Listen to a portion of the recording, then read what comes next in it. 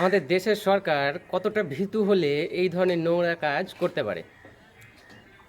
একজন মানুষ যে গত ২০ দিন ধরে না খেয়ে পড়ে আছেন, তাকে দেখে সরকারের এত ভয় যে রাতারাতি উনি দিল্লির কমিশনারকে চেঞ্জ করে, মানে একজন কমিশনারকে ট্রান্সফার করে ওখানে নতুন একজন কমিশনারকে অ্যাপয়েন্ট করে রাতারাতি সোনাম ওয়াংচুক স্যারকে সেখান থেকে উৎখাত করে দেওয়া হলো।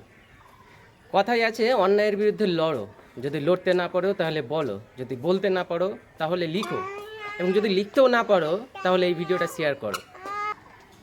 একজন সামান্য সায়েন্টিস্ট, একজন সামান্য মানুষটাকে দেখে, একজন যিনি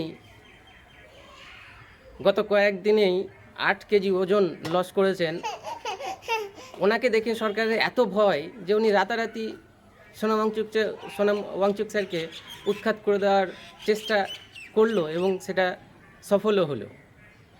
বর্তমানে যন্ত্র মন্ত্র এখন ফাঁকা। সর্বদা সতর্ক থাকুন, সুস্থ থাকুন, শুনতে থাকুন এবং ফলো করুন advocate MH Rahman Facebook page এবং ইউটিউব চ্যানেল। চলুন, দেখার জন্য কোনো ভিডিও, ততক্ষণ পর্যন্ত ধন্যবাদ।